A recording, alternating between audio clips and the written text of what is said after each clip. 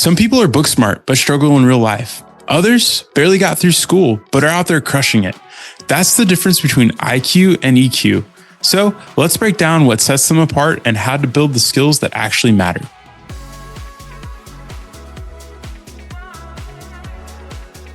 Early in my career, I thought success was about knowing the right answers.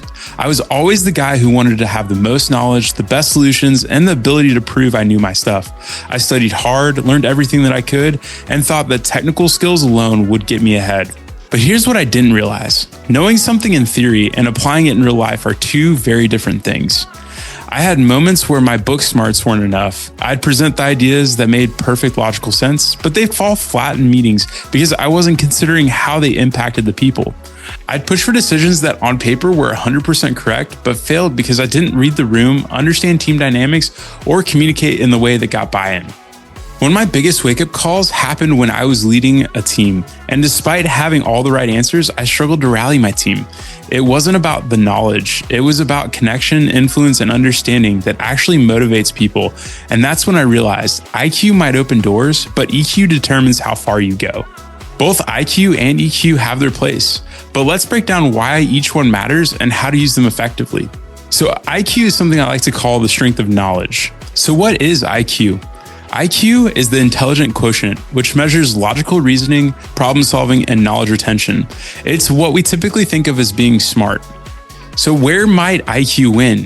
IQ wins at mastering technical skills like engineering, medicine, and finance, performing deep analysis and problem solving, and excelling in structured, knowledge-based environments. A good example of this is in Good Will Hunting. Will is a math genius, and his raw intelligence is off the charts. He solves problems that leave MIT professors speechless. On paper, he should be wildly successful. But here's the problem. Will lacks emotional intelligence. He can analyze the most complex equations, but struggles to build relationships, trust others, or manage his own emotions. One of the most powerful moments in the movie is when Robin Williams' character Sean tells Will, "You can tell me everything about Michelangelo, but you can't tell me what it smells like in the Sistine Chapel." That's the essence of IQ versus EQ. Intelligence alone doesn't create success. Experience, connection, and the ability to understand people do. IQ helps you get in the door, but it doesn't guarantee success. Being the smartest person in the room doesn't always matter if you can't connect with the people or apply what you know. So street smarts, or EQ, is what I like to call the power of people skills. So what is it? EQ is the emotional intelligence. It's the ability to understand and manage emotions, both your own and others. It includes adaptability, communication, and self-awareness. Where might EQ win?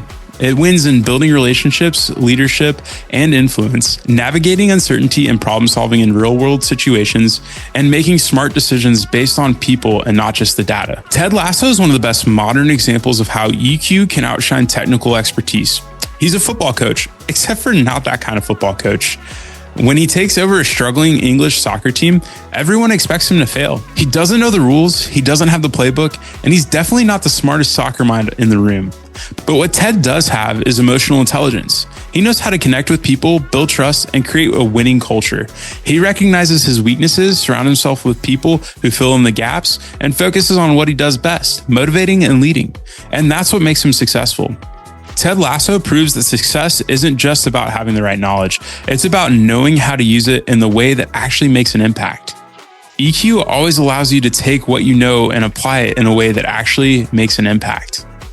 So we've talked about EQ and IQ separately, but in all honesty, the best leaders use both.